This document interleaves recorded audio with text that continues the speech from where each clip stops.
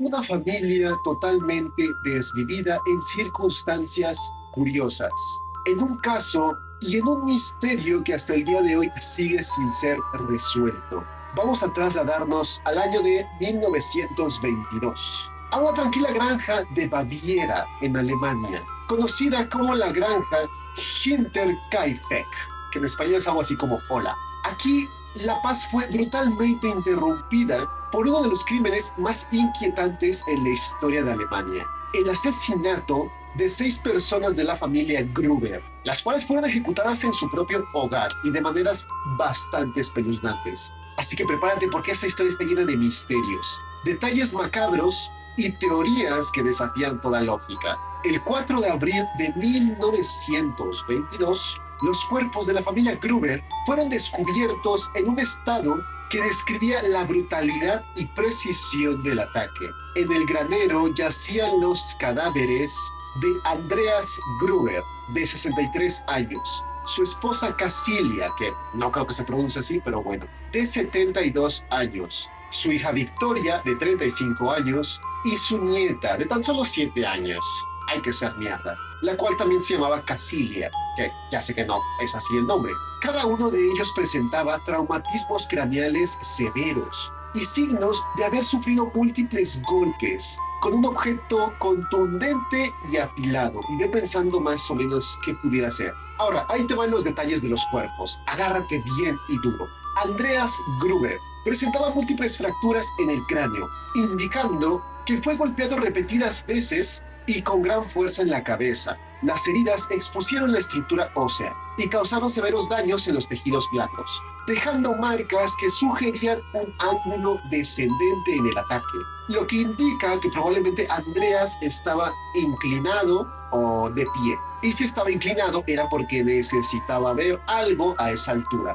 Casilia Gruber, que ya sé que no se llama así, corresponde a la esposa. Al igual que Andreas, tenía múltiples fracturas en el cráneo. También tenía fracturas en el rostro, pero las heridas mostraban menos precisión y más dispersión. O sea, es decir, esto significa que Casilia fue golpeada con más brutalidad e impulsividad. Los análisis post-mortem, si eres fan de Peso Pluma, o sea, después de morir, sugieren que la fractura en su mandíbula y maxilar tienen como resultado golpes dirigidos a deformar su rostro, a dejarla fea, a desfigurarla. Es decir, esto es una muestra, presuntamente, de desprecio o ira, una furia intensa contra esa persona. Ahí había algo más personal. Anótate también eso, donde puedas. Victoria Gabriel, la hija. Su cuerpo también fue hallado con múltiples traumatismos craneales.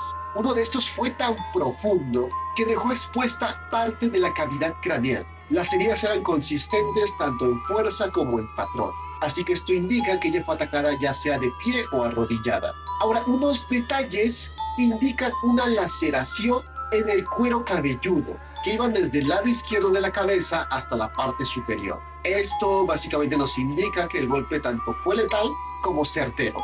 O sea, sí, los impactos, quien sea que los haya hecho, se dio su momento para darse vuelta. A diferencia de sus padres, Victoria presentó una hemorragia intracraneal. Esto era muy significativo, porque esto sugiere que murió poco después de los golpes y no ha resultado directo de estos.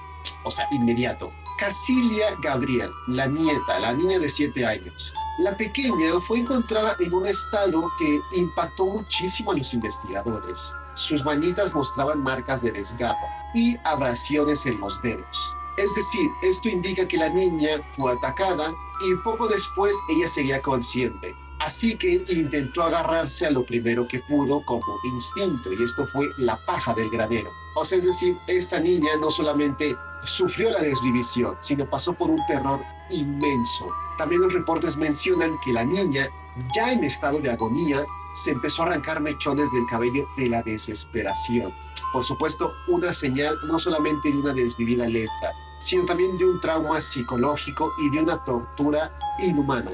Los golpes en su cráneo también fueron contundentes, con fracturas en el hueso frontal y en el lateral, que posiblemente la dejaron inconsciente antes de la hora del fallecimiento. Ahora, dentro de la casa, recuerda que esto que dije que estaba pasando en el granero. Bueno, ahora, dentro de la casa, en el dormitorio se hallaron otros 2 cuerpos. El de María Baumgartner, que era la nueva empleada, y ahora te cuento algo sobre los empleados, y Joseph, ay, por fin alguien con nombre normal, que era el hijo pequeño de Victoria con tan solo 2 años de edad. Ambos fueron asesinados igualmente de una manera violenta, aunque sus cuerpos no mostraban el mismo nivel de mutilación que los que fueron encontrados en el granero. Y esto de mutilación te lo digo porque no te lo dije anteriormente, pero los primeros 4 resulta ser que fueron decapitados. De hecho, después se mandaron las cabezas a investigar, pero no encontraron mucho. Entonces, bueno, María Baumgartner. Ella fue encontrada en su cama cubierta cuidadosamente con una sábana. Su cráneo presentaba un golpe profundo en la región parietal derecha. Es decir, fue atacada mientras dormía o mientras estaba reposando. De hecho, fue un golpe tan fuerte que causó una fractura completa del cráneo. Médicamente esto significa muerte instantánea por hemorragia cerebral. O sea, se deshizo el cerebro. El pequeño Joseph, su cuerpo estaba cubierto con un abrigo. Presentaba las mismas heridas que su madre y sus abuelos. A pesar de su corta edad, el ataque mostró que definitivamente lo hizo alguien con cero piedad. Al igual que María, el golpe que recibió fue fulminante para él. Quiere decir, 2 años. Los informes posteriores muestran que el asesino ni siquiera mostró dudas al atacar al pequeño Joseph. Es como que lo vio, dijo, tú también estás vivo, también te mando para allá. Los cuerpos fueron dispuestos en posiciones y con coberturas improvisadas, como ropa y sábanas, mientras que los del granero se encontraron apilados y cubiertos por heno o paja, y no la que te haces. Así que esto generó teorías sobre la psicología de la y también muy importante para descubrir quién fue, ya que el cubrir a las víctimas es una muestra de compasión. La minuciosidad y fuerza de los golpes, el acto de cubrir cuerpos, apuntan a que lo había calculado y que es una persona determinada, aparte con una familiaridad que le permitió permanecer en la granja varios días después del crimen. Déjame te cuento unos misterios previos del asesinato para que vayamos hilando bien esto y a lo mejor descubrimos quién fue.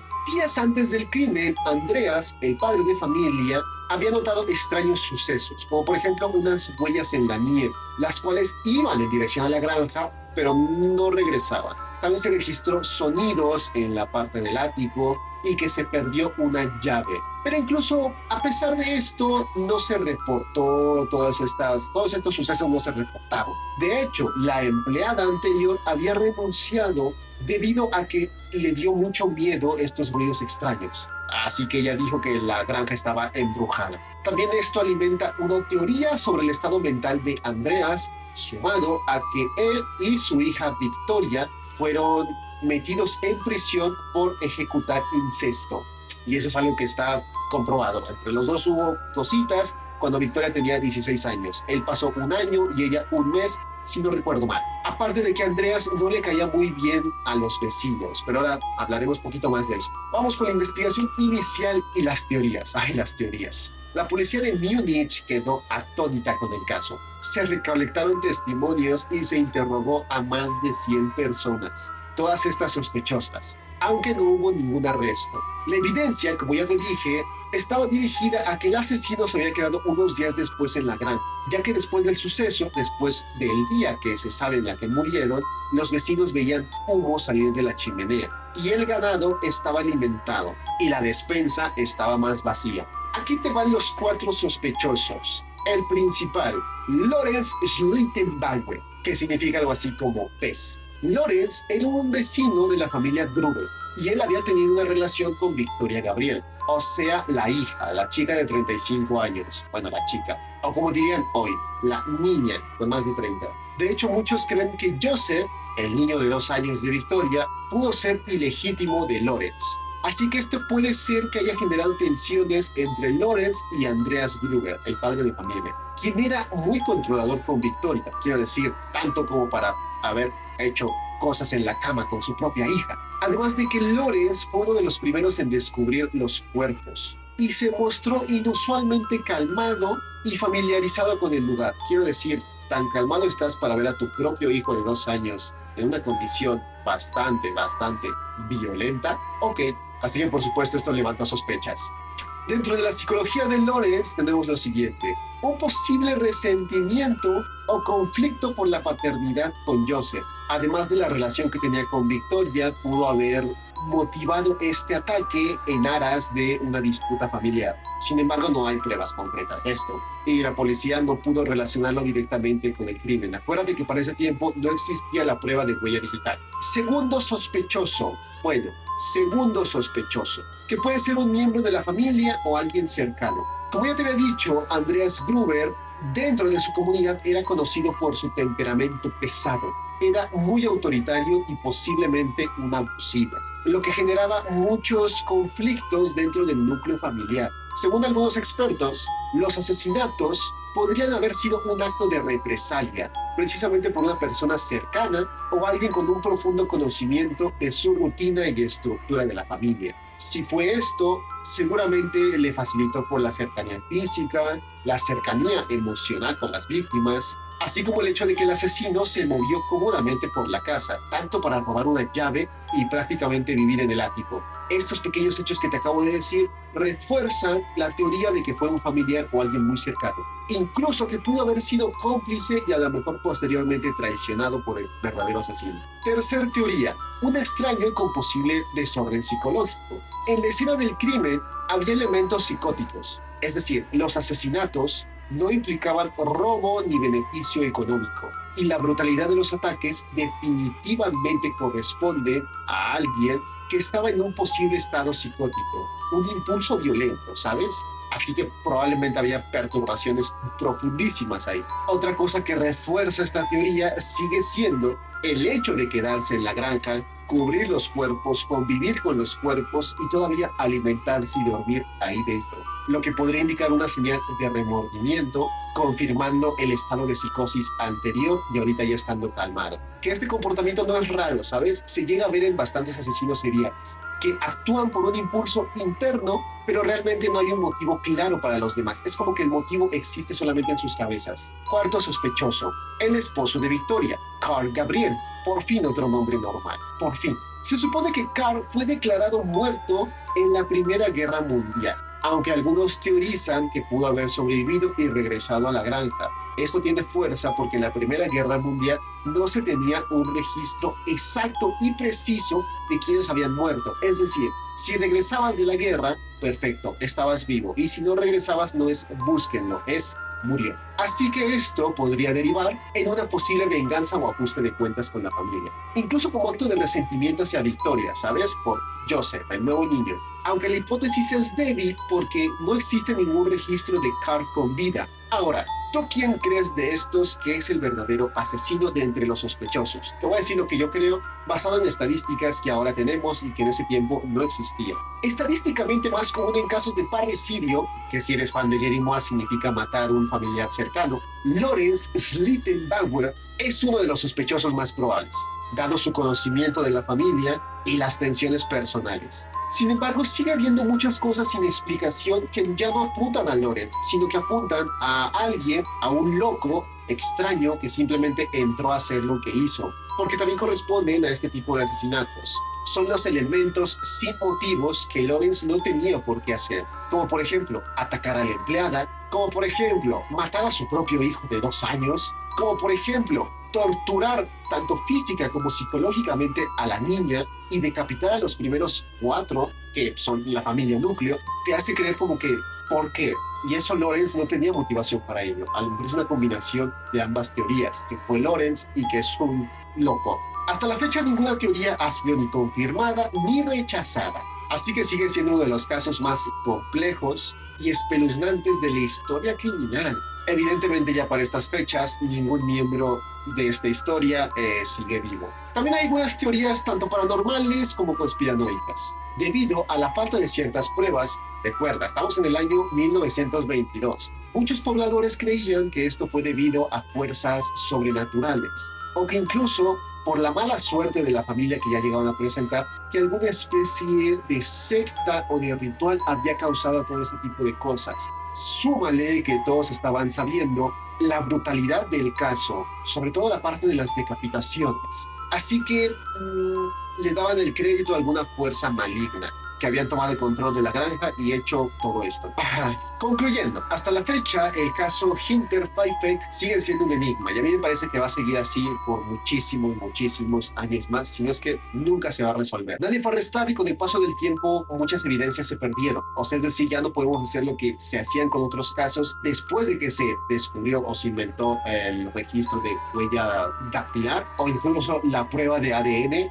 Muchas pruebas se perdieron o en su tiempo, como no existían estas cosas, no se tomaron las pruebas. Es más, te digo algo, las cabezas de la familia se perdieron. Sí, en la Segunda Guerra Mundial, ya sabes que después de esta hubo otra guerra, se perdieron las cabezas. Pregúntate, ¿quién fue capaz de cometer este acto tan atroz y desaparecer sin dejar rastro? Parece ser como que la verdad simplemente se desvaneció y tenemos a un loco extremadamente brutal, agresivo y violento que jamás pagó su crimen.